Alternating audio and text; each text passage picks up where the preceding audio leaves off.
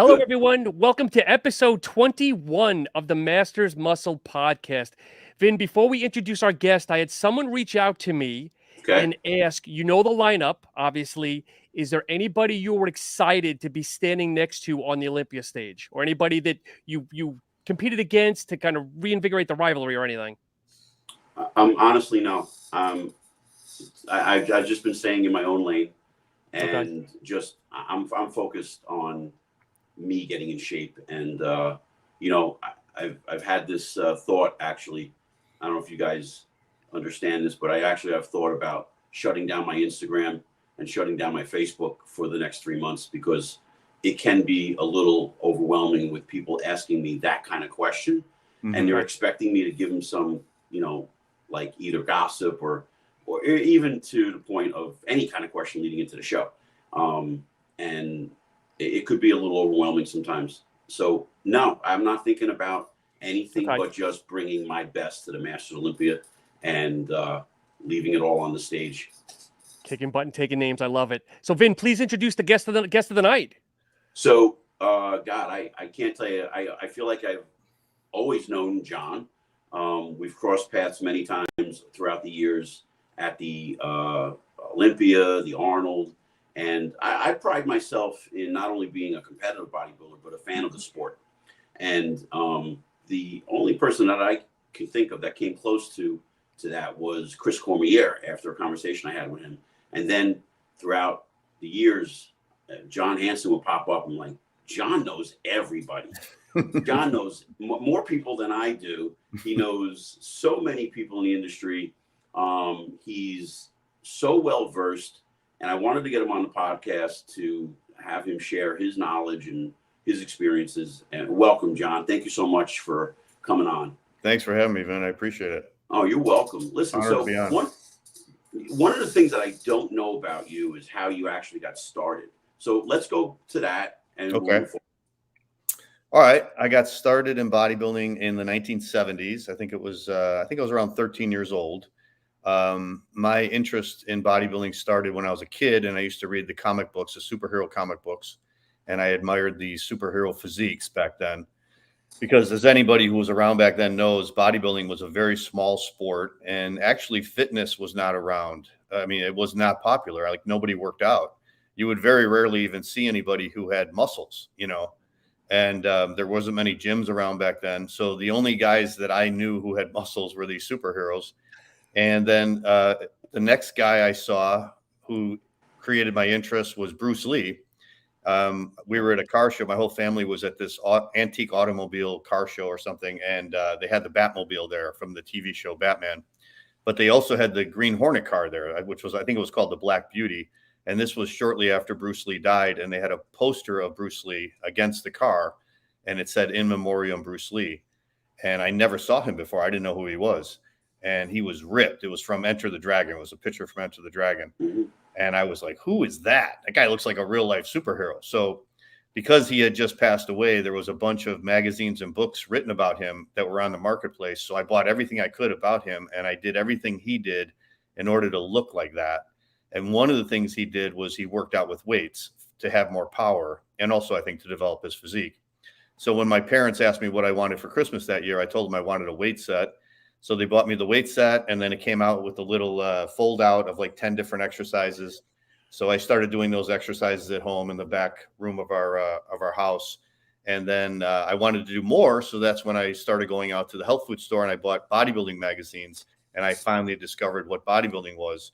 And when I started reading Joe Weider's Muscle Builder magazine, I just completely fell in love with bodybuilding. And I said, that's what I'm going to do. I'm going to be a bodybuilder. I want to win Mr. Universe. I want to be in the magazines, so I just completely knew what I wanted to do with my life before I even went into high school. This was before my freshman year. And I just followed it from there. I started competing when I was 16. So I started competing very young, and I did 10 teenage contests between 16 and 19 years old. And then after that, I kind of bulked up, spent the next 2 years, like when I was 20, 21, really bulking up, because when I was competing as a teenager, my metabolism was so fast that I was kind of thin. And I always thought I had like a nice structure, but I just didn't have the muscle mass. I wasn't one of these guys that grew really easily. I was kind of an ectomorph.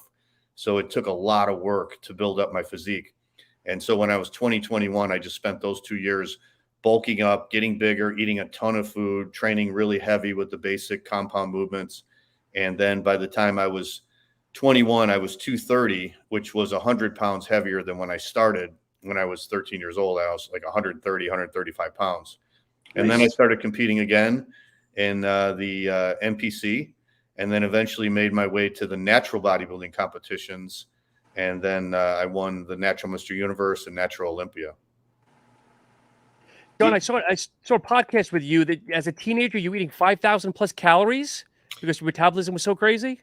When I was in that 21-year-old period, yeah, I was eating like 5,000 calories. I was like force feeding myself because I could not gain weight. I mean, I remember there was like one period I got up to 205. I think my last teenage show, I was like 175. And then once I started eating, I think my body wanted to grow after 3 years of straight dieting, basically, you know, competing in all those shows. And then it right away went up from like 175 to 205. And I thought I was on my way. And then I got stuck at 205 for like 8 months. And so then that's when I went out and bought the Nutrition Almanac. Do you remember that book, Vinny? Yep. This was before the internet, so we didn't have the internet to look at. We had to actually buy books. And so I went out and bought this book called the Nutrition Almanac, and it had all the foods, all the calories, protein, carbs. And I started analyzing what I was eating, and I figured out what my calories were. And I said, okay, I got to like really increase this in order to gain weight. So I had to go up to like 4,500, 5,000 calories a day, because I was like an ectomorph, and I really had to force feed myself in order to gain weight. And then I finally went up to like 230 in like 6 months. Wow. Now, besides the book, did you have a mentor, anyone else in the gym that you learned from? No, not really. In fact, the first couple of years I trained at home because I didn't have a driver's license. And there was no gyms around. I mean, there was no gyms that were close, and I wasn't going to ask my mom and dad to drive me to the gym every day. So I just trained at home. So I just bought like an incline bench and some more weights and some dumbbells, and I trained at home for the first 2 years. And then I finally got my driver's license and went to a gym. But no, I didn't really have nobody helped me. I mean, I just got my inspiration basically from the magazines. Cool. And this too, Vinny. I mean, we had to learn everything just from like talking to people. I mean, you didn't really have the internet. You didn't have all these forums or all this access to information. So we just learned from reading the magazines and from talking to other people in the gym, Yeah. So in those first 2 years, you were working out in your house, in your basement, mm-hmm. right? Yeah. So in those 2 years, did you compete then? It was right after that, because I did my first show when I was 16, and I think it was like, almost 17. So I'd been training like about 2.5 years. And I think I was training for like 6 months in a gym before I finally did my first show. Cool. Wow. Yeah. So when you picked up your first magazine, you talked about Bruce Lee. Who was the first bodybuilder? Was it Arnold Schwarzenegger or somebody else that kind of took your eye? Yeah, I mean, I think the first magazine I bought, Boyer Co. was on the cover. It was an Iron Man magazine. Wow. And then the first muscle builder I bought, I remember Mike Mentzer was on the cover. But yeah, Arnold was the man. I mean, Pumping Iron had come out in 1977, which was the year I started bodybuilding. In fact, I saw Pumping Iron in the theater. I was one of the few people that saw it in the theater. Wow. And back then it was kind of like an art house movie. So it was playing at one theater downtown. I had to get my mom to drive me and my brother to the theater, and we saw it. And then I don't think it was really around again until a couple years later when it was on like public television, like PBS. But yeah, so I saw that in the theater, and Arnold was the guy. I mean, everybody wanted to be like Arnold. He was the man. So he was already retired for a couple of years. He retired in 75. But I remember when I was competing as a teenager, there were so many teenage bodybuilders competing. Yep. And I really think now, looking back all these years, I think the reason was because all these teenagers like me saw Pumping Iron, and we were all inspired, and we all wanted to be bodybuilders because bodybuilding was super cool back then. It was cool to look like a bodybuilder, guys like Mike Mentzer and Robbie Robinson and Danny Padilla and Franco and Arnold and Zane. I mean, those guys were really cool looking physiques, and I think everybody wanted to look like that. And they had kind of physiques that were sort of unattainable. If you were 16 years old and you were working out, you look at a guy like Frank Zane or even Arnold and you say, I could look like that one day, because they still look like human beings. They weren't complete freaks like they are now. So I think that's why there were so many teenagers. Because I tell people, like I did this show called the Teenage Mr. Illinois, and it was an AAU show, and they had it in age groups. So they had like the 14 to 16-year-olds in one class, the 17, 18-year-olds in another class, and then the 19-year-old guys were in their own class. There was 100 teenagers in that show. 100. Wow. It was a state level show. I remember in my class there was 40 guys. They brought us out in like 4 lines of 10. I'm like, holy shit. I had the same experience back in 1987 when I did the Teenage New Jersey. Yeah. I took 4th in the lightweight class out of like 30 kids in the lightweight class. Yeah.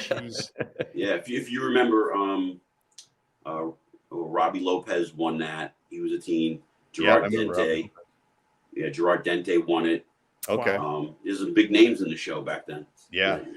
So teenage shows were packed, and the Masters guys, they were like 3 or 4, and now it's the opposite. Now it's opposite because all the teenagers are masters now, right? Yep. Yeah, we're hanging in there, right? Yeah, right. So like what your transition from the way you used to train to the way you train today, is there a big difference? Have you changed things around? Or maybe how did you train when you started and then to now?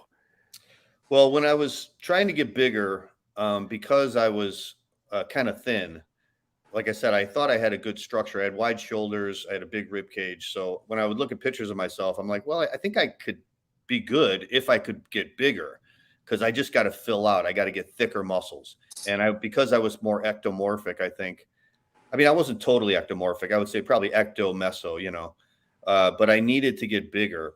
And what the magazines always said was the best way to get bigger is use the basic compound movements with as heavy weight as you can go for like 6 to 8 reps or 6 to 10 reps. So that's what I did. I tried to get as strong as I could for all the basic compound movements. I stuck with just free weights, barbells, dumbbells, and I would do squats and bench presses and incline presses and barbell rows, T-bar rows, all the basic compound movements. And I tried to get as strong as I could for 6 to 8 reps. So today, I mean, I kind of stick with the same program. I still use a lot of the basic compound movements. I go as heavy as I can. I still use mostly free weights. I haven't gone over to machines. And I just have to make, some accommodations for my age because I've been training for so long. I've got kind of compressed disc in my lower back. So I got to be careful. Like I can't do deadlifts at all, but I can still do squats. I could still do stiff-legged deadlifts. I could still do barbell rows. I could still do, a lot of the basic compound movements I did back in the day. And so, yeah, I kind of basically do the same thing. I mean, I know a lot of people change totally their training philosophy, but I've kind of, I guess I'm just stubborn. I kind of stuck with the same thing. But do you take a longer time to warm up to get to those weights now? Yeah, definitely. Like we just did legs today. So my training partner is 26 years old. So, we'll usually start with abs and then we'll do hamstrings and then we'll do leg extensions and then we'll do leg press and then we squat last. And he's like, why can't we squat first? I want to see how much I can squat. And I'm like, I got to get warmed up, man. I gotta warm up my knees, my lower back. it takes time. Yep. I can't just jump in right into squats. They don't understand. No, you will. I find it funny, even when I talk to guys who are like close to 40 and they're like, oh God, you don't understand. I go, I do. You don't understand. What you feel right now is nothing compared to what's coming. Yeah, I know. Yeah, so I kind of follow the same philosophy, except the only thing that I have changed is just a couple of like warm-up sets before I do my heaviest set. But I still do. I've incorporated, especially now I'm training for the Masters Olympia. It's mostly all compound movements, basic stuff, and but it's my warm-up. That's really the key for me to be able to do those things. Yeah. So it's good to hear that you're doing them also.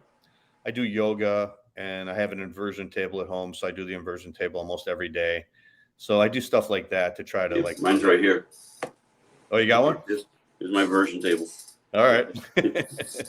John, were you using the inversion prior to your back injury or did you do it because of your back injury? Yeah, I usually do it in the morning and I do it before I do my yoga. But I do it because I have like the compressed disc. So it kind of, it gives you a little more space in between the disc. And then Yep. once that's a little looser, then I go and do my yoga, which I do all my stretching and, stretching the hips and the lower back and the hamstrings and stuff like that. And how many days a week do you incorporate yoga? I would say 5 days a week. I try to do it in the morning, at least 5 days a week. It's a 20-minute DVD. So it's real basic. I've been doing basic yoga for 20 years.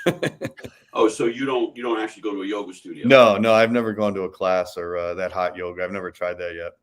So you're just doing it to like keep yourself mobile and flexible? Yeah, just kind of like injury prevention, just trying to keep everything. And it definitely helps, the looser I am, especially my hips, my lower back, my hamstrings, the better it is for my training, because then I can train heavier and I avoid getting those injuries.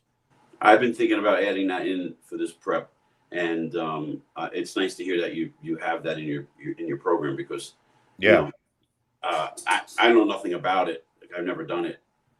Yeah. I know some of the classes, they get into all these different positions and really weird stretching and stuff, but this one is just kind of basic. So it's just sitting on a chair and like bending forward and things like that. So it's pretty basic, and it's just mostly stretching, which is what I want. I'm not really into the different yoga positions, So it's for old guys. Yeah, exactly. That's cool. So when you got ready for a contest, mm-hmm. How was your approach in getting ripped? Well, when I was younger, I would get ripped easier. Now, after I bulked up, it would usually take me like 10, maybe 12 weeks to get ripped. And I would bulk up in the off season. I would go up to like 230 or 240. And then I would get into a show and go in around 205 was kind of my average weight, I think, when I was competing. As I've gotten older, it's taken longer. And the amount of time I diet would all depend on how bulked up I got. Like, I remember when I won that second Natural Mr. Universe, I was up to 243 that year. So I think I took 20 weeks to diet down, because I try to lose the fat really slow. So I'm trying to lose like maybe 1.5 pounds a week. So I got to give myself enough time. If I was to do it now, it usually takes longer. It usually takes 3 or 4 months, and it depends. I don't really bulk up anymore, but if I'm a little lax on my diet, I will obviously gain some body fat. So to get really ripped, it probably would take at least 4 months, 3 to 4 months to get ripped now. Did you manipulate calories overall, or did you rotate carbs? What was your approach? It's usually just decreasing my calories to a certain level. And then I like to keep the carbs a little bit higher and the fats maybe a little bit lower. That seems to work better for me. But if it does get tough, then I will do the carb cycling. That seems to work. Like if I go 3 days in a row of lower carbs, high protein, and then one day where I go really high carbs and then little bit lower protein and really low fat, that seems to stimulate my metabolism. But I don't do it all the time. I'll do it maybe toward the end of the dieting when, it's hard to get that little bit extra off at the end. Sure. Are you a cardio guy, or do you rely more on the food and the weights?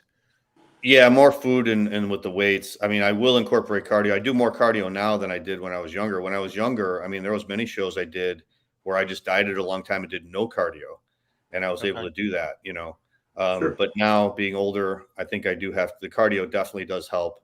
If I do it like usually about 4 days a week. I usually don't go more than that, but I'll do it usually right after a workout, or on my days off, I'll go like for a long walk, like a 40-minute walk. And just outside, I live in Tampa here, so it's beautiful, right by the water. Or I'll just do it right after the workout and go on the treadmill for like 20 minutes at a pretty fast pace, And how tall are you, John, if I could ask? 5'8". Okay. You probably used to be 5'9". No, I used to be 5'8". I'm probably 5'7". That's funny. We all lose like an inch, right? Yeah, I think that's. I thought I was 5'8". I'm 5'6.5" now. Yeah.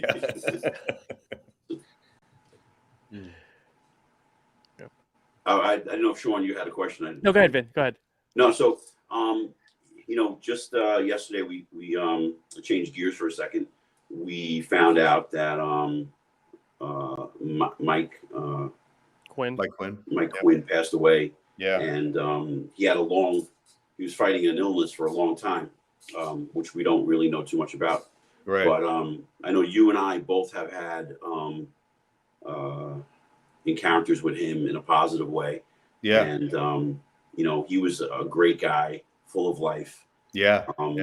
You know, so how did you had him on your podcast, right? Yeah, when I started doing interviews on my podcast with some of the old school guys, I had him on a couple times, and he was really a good interview because he didn't hold back. You know, he was totally open and honest about everything, about his relationships, about the drugs he did, about politics and bodybuilding. You know, so yeah, he was always a fun interview. But I admired him, you know, when I was growing up in the like when I was in my 20s. I think Mike was like maybe a year or two older than me, but he was, you know, much more advanced. He was a pro bodybuilder already. And so I would, you know, watch his videos when he competed in the Olympia. I always read his interviews in the magazines. He was a great interview because, again, he was so open about everything.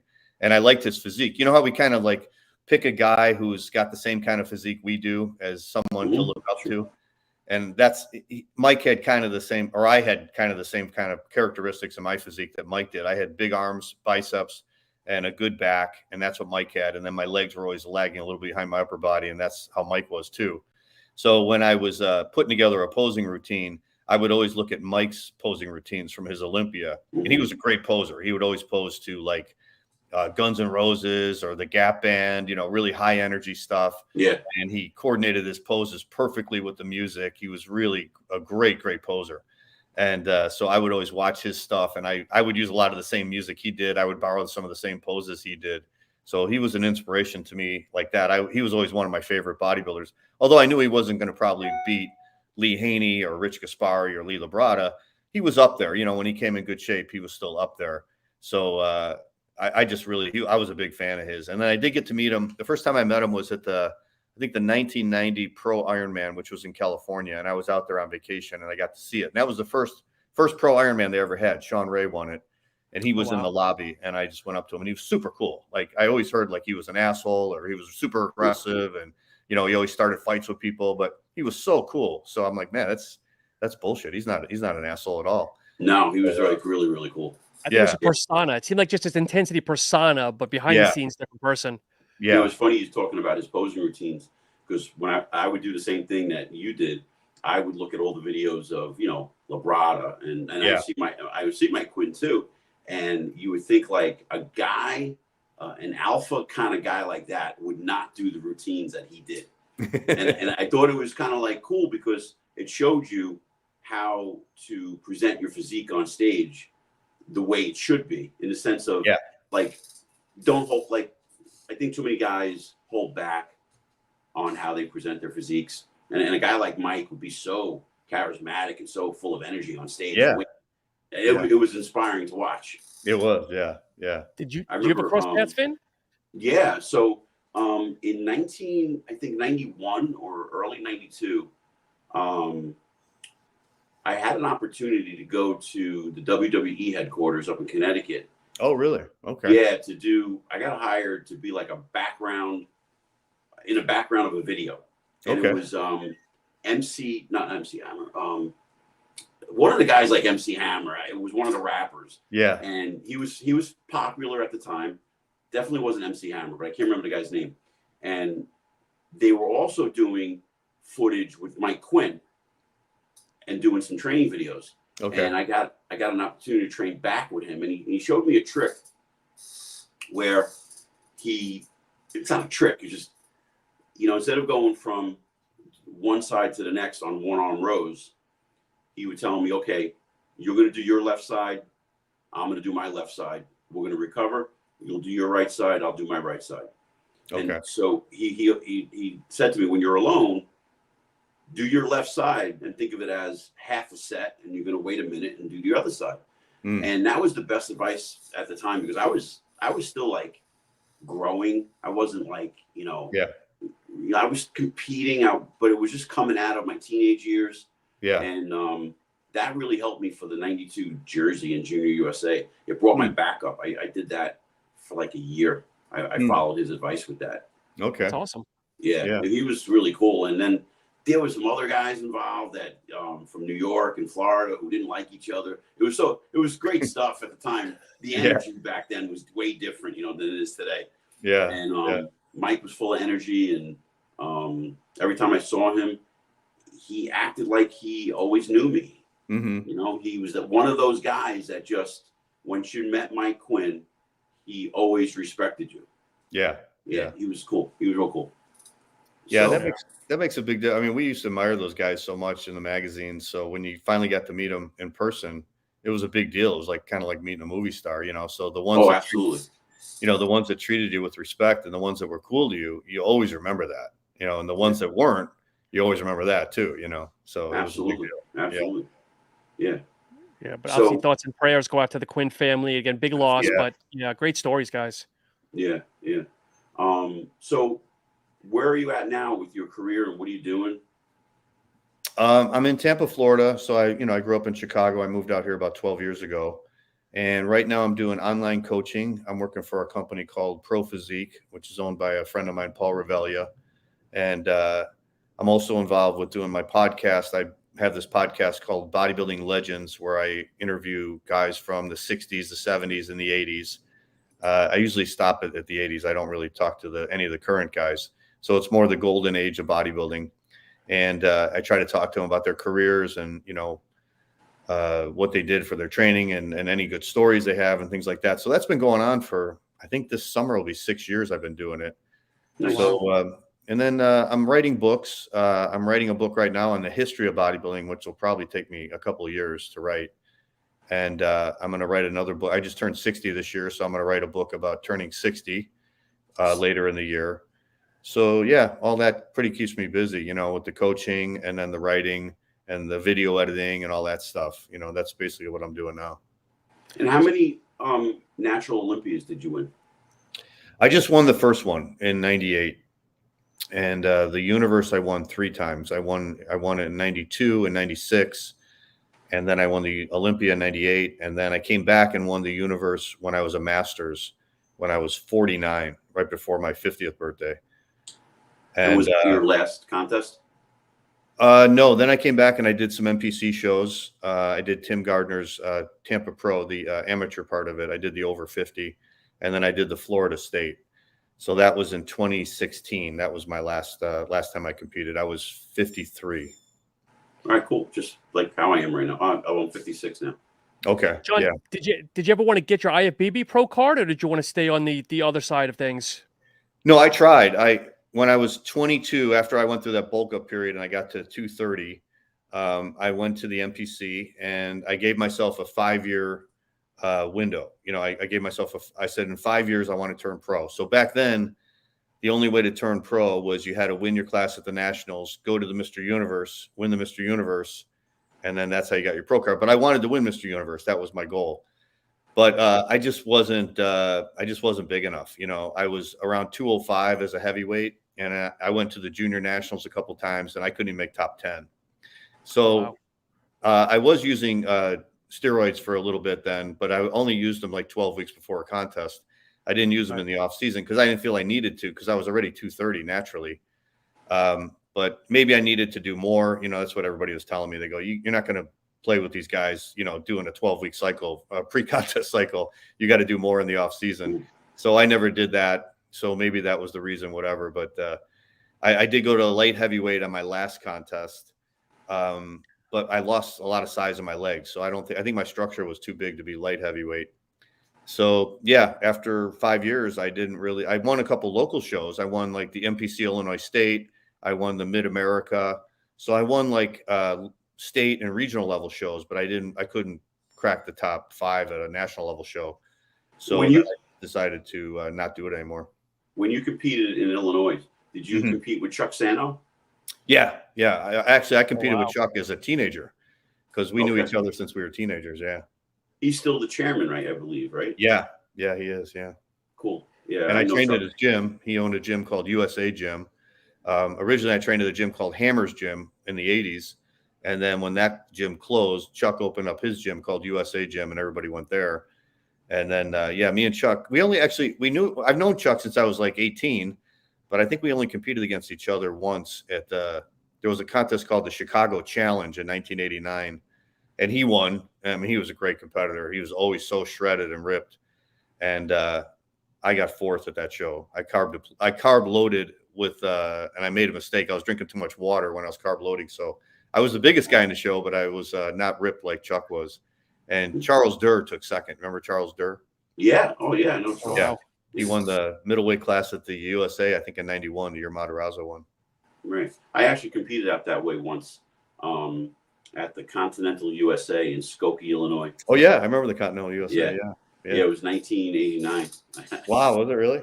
Yeah. The only Probably saw reason that. why I did it was because Porter Cottrell competed in it and he won it. Oh, that was the one Porter won? Okay. Yeah. And I liked Porter and I'm like, I want to be like Porter Cottrell. Yeah. And it was a stupid reason, but it gave me an opportunity to travel and understand how I should bring my food and all that. Yeah.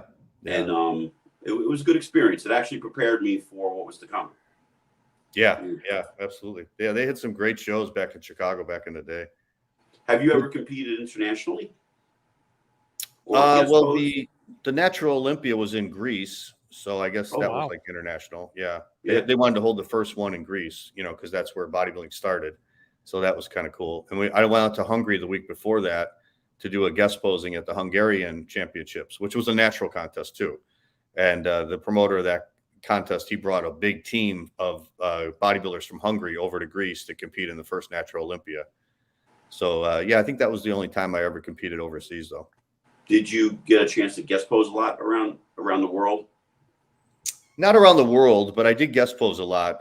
After I won my first contest, which was the '86 NPC Illinois, I was guest posing a lot in Chicago and in the Midwest, like St. Louis or Indiana.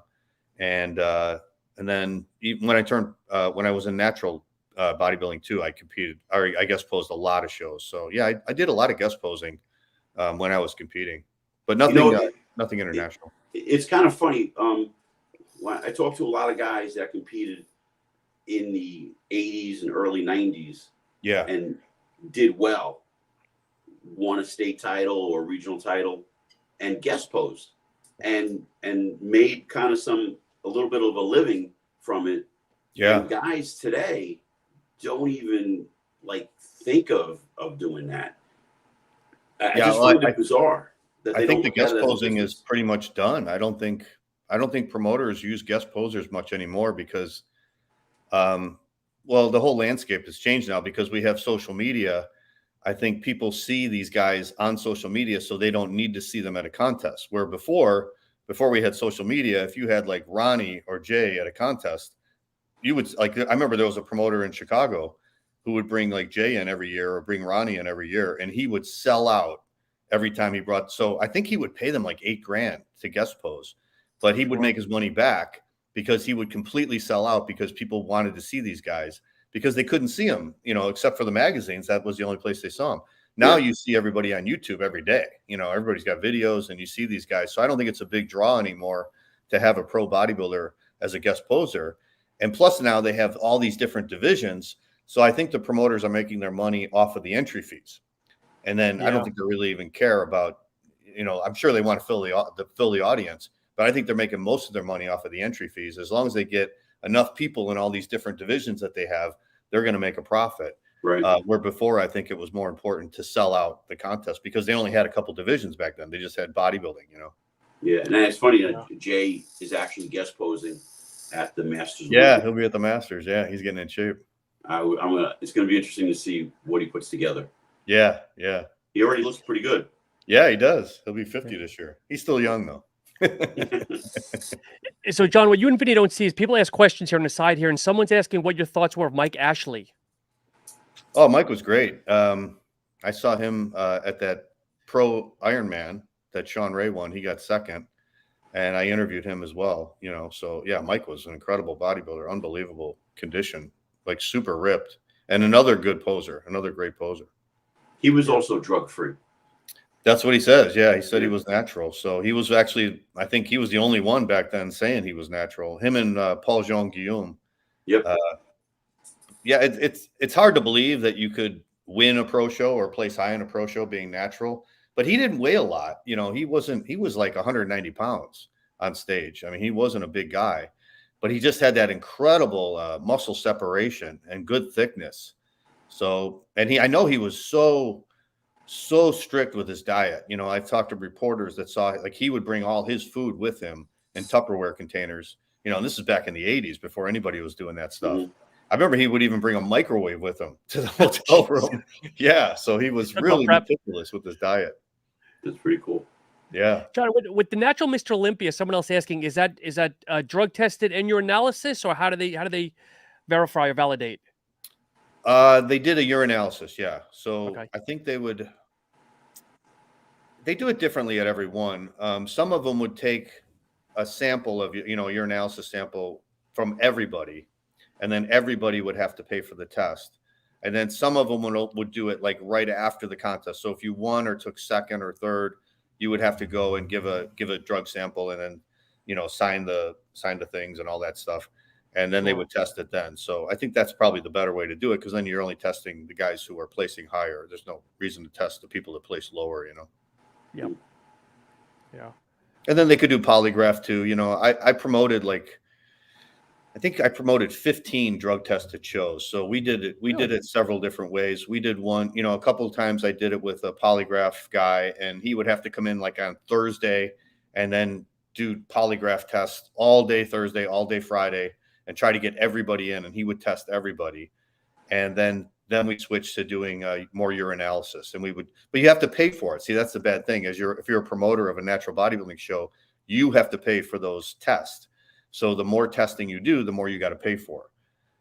So, you know, there was always rumors about certain natural contests where they wouldn't test at all. They would say they're testing, you know, they would take the sample and they probably throw it in the garbage, you know, because why test, you know, why spend the money? Because it comes out of the promoter's pocket. So the more intensive the drug testing is and the more people you test, the more it's going to cost the promoter. So it's a hard thing to do. It's just easier to do a show where there's no testing. And as a promoter, do you have a choice of what test to give an athlete? I think it's up to the organization. You know, the organization usually dictates how their promoters have to do it. The one, you know, I did it with the ABA, which is now called the INBA, and that was the organization that I won the Natural Universe, Natural Olympia. So I did it when I was in Chicago, and he wanted to the president of the organization wanted me to help him promote a show out there. And I said, why don't you just let me promote the show? That way I can do it the way I want to do it. And then I'll just pay you a sanction fee. So he agreed to that. And I think I ended up doing like 12 shows out there. And then when I moved to Tampa, I did 3 shows out here for the MPC, which were natural shows. But those weren't as successful because, you know, with the MPC, the big shows are the ones where they try to get their pro card. You know, and being a natural, there's really no incentive for these people who try to get pro cards because they really couldn't turn pro. It wasn't a pro qualifier, or it wasn't a national qualifier. So most of the shows that did well out here with the MPC were the ones that were national qualifiers, so they could get to those shows and then turn pro. You know, Gotcha. Is it just too expensive to add it onto the entry fee for the competitor to do it for that the way? drug testing? Yeah, whether it's poly or whatever it is. Yeah, you could do that, I guess. The way I did it when we did the polygraph was I just had every competitor had to pay the guy, and he just got paid himself. I didn't, so he just got all the money, and he was just doing that service, so it was all through him. Yeah, and then when you do it with the urinalysis, it just comes out of the promoter's pocket. So you just got to hope you have enough sponsors and stuff, you know, to cover all that. Okay. So when you did your last show, did you just what made you finally decide to hang up the tights? For competing? Yeah. Well, I didn't look as good as I wanted to be honest. You know, I thought I looked good going into the show. And then when I saw the pictures, I was kind of disappointed. And it's just the way, you know, just the way the contests have changed now, the way the whole thing is, you know, they have all these different divisions and stuff. And when I was getting ready for the show, I thought, oh, this is going to be like the 80s. I'm going to come out there, I'm going to do my posing routine, and I'm going to have all these people in the audience from the gym and my friends and stuff, and the place is going to be going crazy. And it really wasn't like that. You know, it was kind of disappointing. It was kind of anticlimactic. And then they make you go so quickly because they have so many divisions to get through, you know, and being a masters, they put the masters on first. So we were in and out, and I was like, holy shit, I trained for this thing for 6 months and it was over in 5 minutes, you know. It was just kind of anticlimactic. So now what I do is I'll get in shape like every year or every 2 years, and I'll diet down like I'm getting ready for a show. But this time I'll do photo shoots. And I think the photo shoots, at least right now at this point in my career, I think it benefits me more because, you know, you can get the right angle, you can get the right pictures, and then you can use the best pictures, to promote yourself. Where when you're competing, as Vinny knows, I mean, you're up there naked and they're looking at you from every angle. They're trying to find every, flaw they can find, where, when you do photo shoots, you don't have to go through all that over analysis. So going back to, we're talking about like posing routines. What type of genre of music did you pick? I picked mostly pop music, like Loverboy, Bon Jovi. One of my favorite songs was "Welcome to the Jungle" from Guns N' Roses. Classic. Like everybody. Yeah. Yeah, but it's something that will get the audience going. And I help people out here in Tampa sometimes with their posing.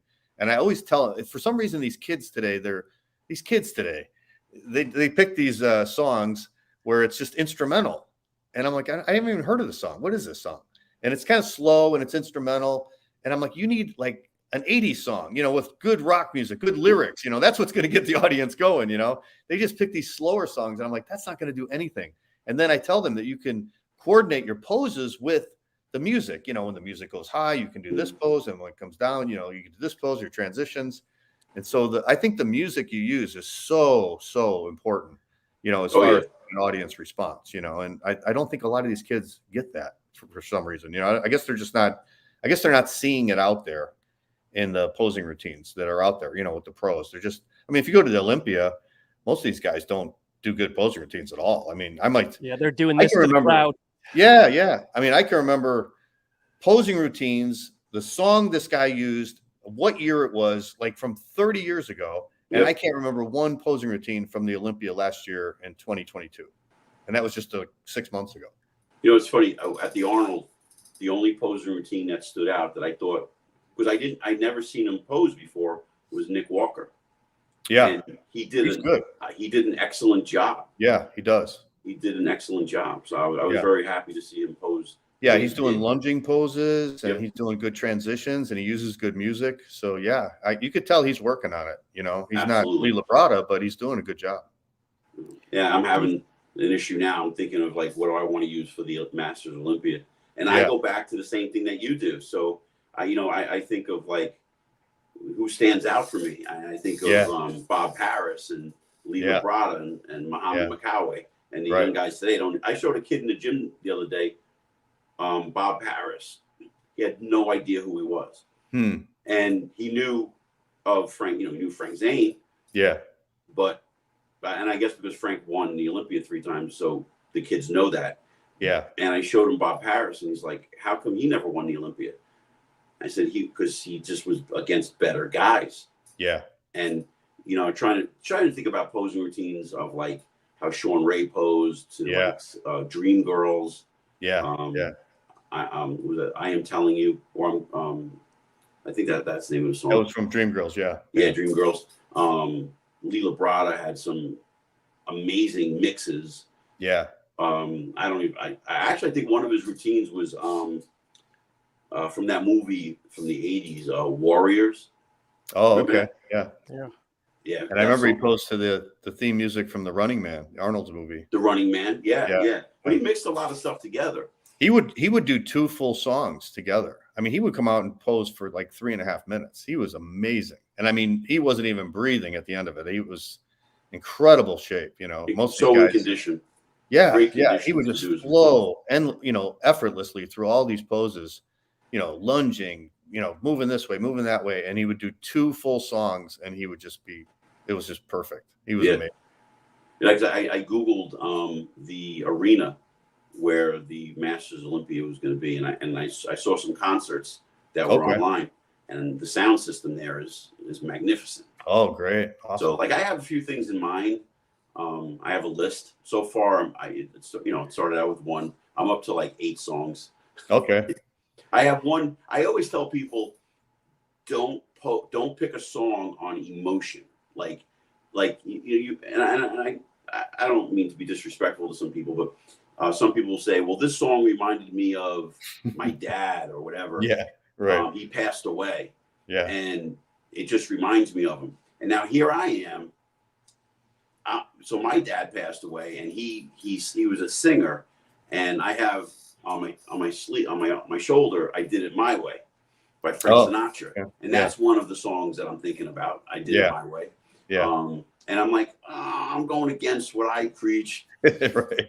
And then I have a mix and stuff. You remember Russ Testo? Oh yeah, sure. He was awesome. I just spoke to him recently. Yeah. He's actually kind of helped me with my posing routine. Oh, awesome. Yeah, you can't get anybody better than that. Right? Russ. Yeah. Yeah. Vin, what do you generally trend though? Because I've seen more of your guest posing, and your guest posings seem more hardcore rock. But when you compete, you don't do hard rock when you compete. When you compete, though, do you? No. So like over the years competing, I've posed to the Phantom of the Opera. I've posed to more like instrumental stuff, like Back to the Future. Mm-hmm.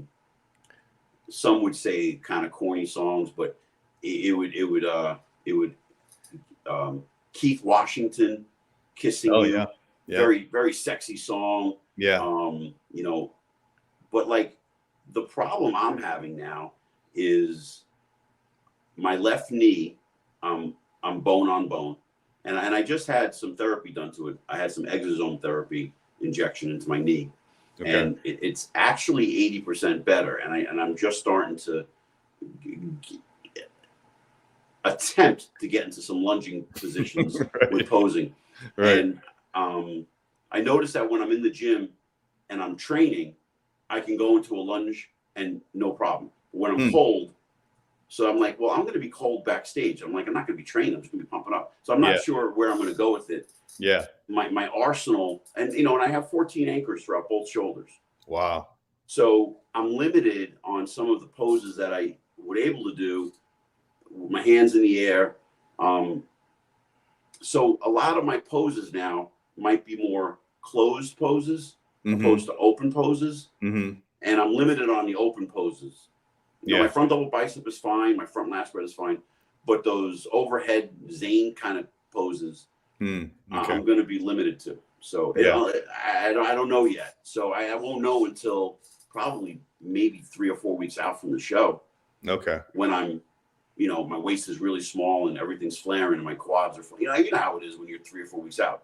Yeah, you're changes. Your body changes. Your body changes. So for me to pick a song right now, it's like I have a list, but you're right, Sean. Because when guest pose, I would guest pose to like an AC/DC or something. I posed to AC/DC. I posed to Kickstart My Heart by Motley Crue. Bang Your Head by oh shit, Quiet Riot. Quiet Riot. Yeah, that's training music.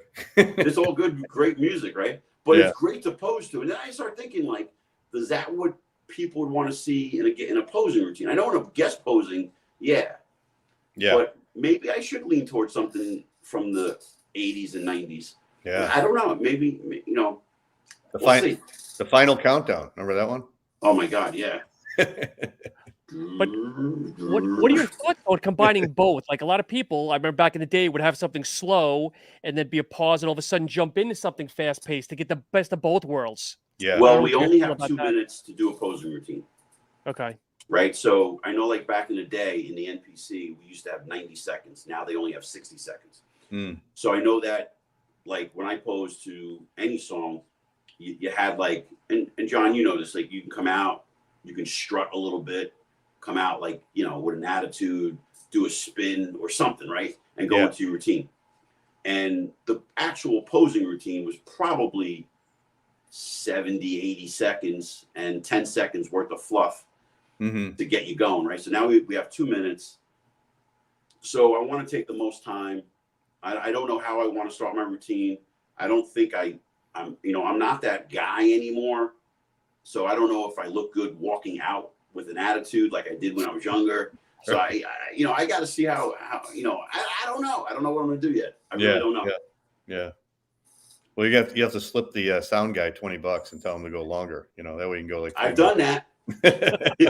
I've done that. Yeah. I've totally done that. Yeah. Hey, so if anybody's listening, if anybody has any song choices, I'm open. Message me on Instagram. I'm willing to take a listen to any song. I composed to Tiptoe Through the Tulip by Tiny Tim if I needed to. So you're not going to do your wedding song to you and your wife then? Because it's too emotional? I don't even know what that was. Oh, she's watching now. Your ass is grass after this. She probably doesn't know what it was.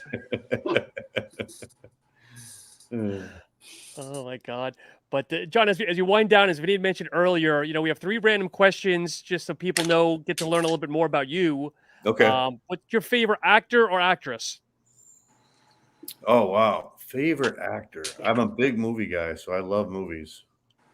Or maybe top 3 too. Okay.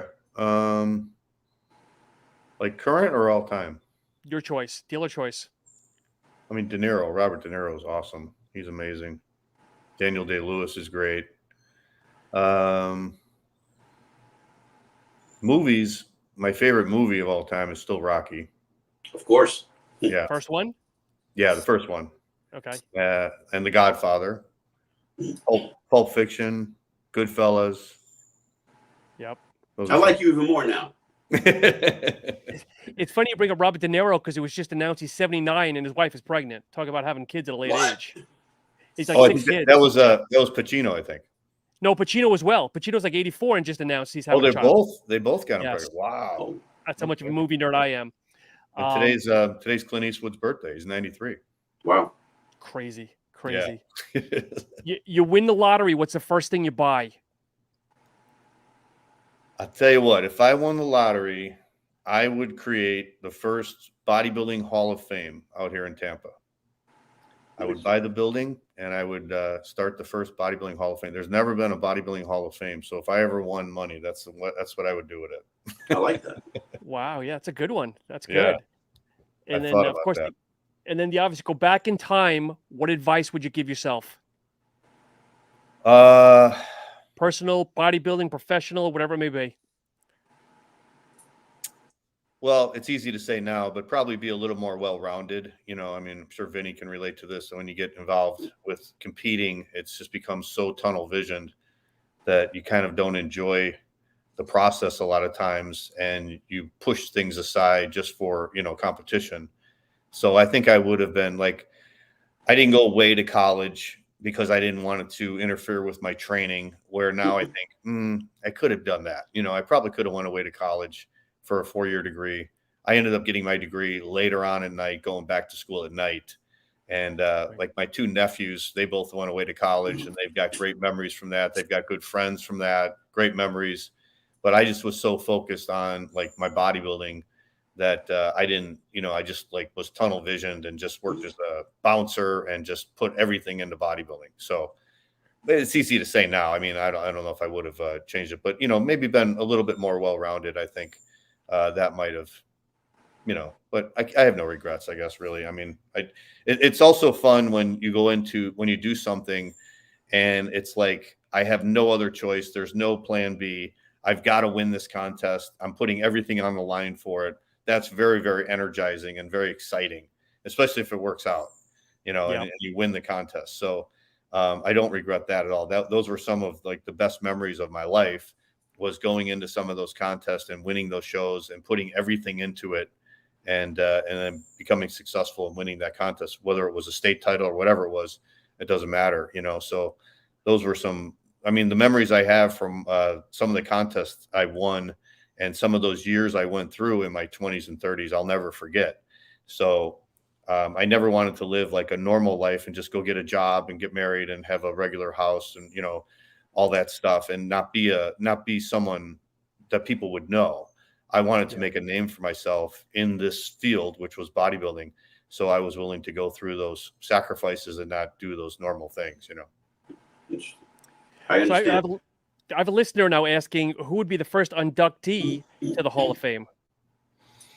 Me. Well, I would love to put Arnold in there, but I would definitely put Lee Haney in there. He's a great guy, a really great representative of bodybuilding, and I've gotten to know Lee over the last couple of years, so he would definitely be probably my first choice. That's cool. Okay. Yeah. And it's someone else quickly asking, has John ever ate at the best Greek food in Tarpon Springs in Tampa?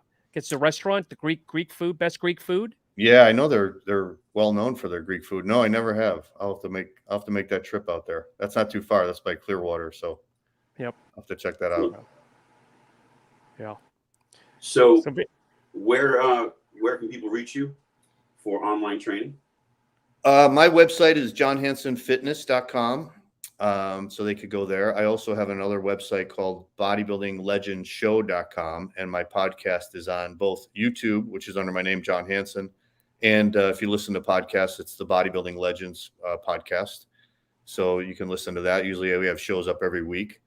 And then I'm on Instagram at John Hansen 1. And I'm also on Facebook. So very cool. This was a very quick hour. Yeah, it was. It went by quick. A lot of great info. It was a pleasure. We could probably do this again. We could do a part 2. Yeah, I'd be totally up for that, for sure. Yeah. So so for the listeners, I was telling John earlier that as I dive into my Masters Olympia prep, Sean and I had talked about having Jimmy Mentis on as a guest to take my place, and I'd love to have you, John. Come on, take my place a couple of times. Because I know I'm not going to, want to do this when the carbs are low. Right. As I dive into prep, so it would be a pleasure if you joined Sean. I would love to do that. I'd love it. I would love set it up. Yeah. So speaking of, we're doing a one-off this Sunday, knock on wood, at 7 p.m. with Tony Pearson.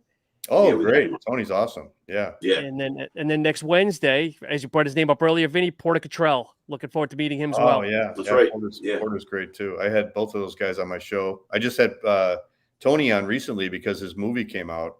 Yes. Right. Driven. Yeah. Have you guys read the book Driven, his autobiography? I have not yet. No. Yeah, it's really good. It was shocking the things he went through as a kid. I had no idea. Like all those years he was a bodybuilder, he never talked about it. He kept it all hidden. I mean, it was almost like child abuse that he went through. So it was amazing. Wow. Yeah. So let's save that for Sunday. All right. Yeah, he's 66 and still looks he's unbelievable. Yeah. Ridiculous. Talk about the ultimate bodybuilder. I mean, that guy's just a hardcore bodybuilder. He's always in shape. Yeah. Yes. Thank you so much, John. It has been a pleasure. Thanks, Vinny. Thanks, Sean. John, thank you and continued success. We'll talk soon. All right. Thank you. Take care, guys. Everyone. Vin, have a great night. Thank you all for listening. And once again, subscribe to _ Masters Muscle Podcast. And again, thank you so much. Have a great afternoon and a great evening.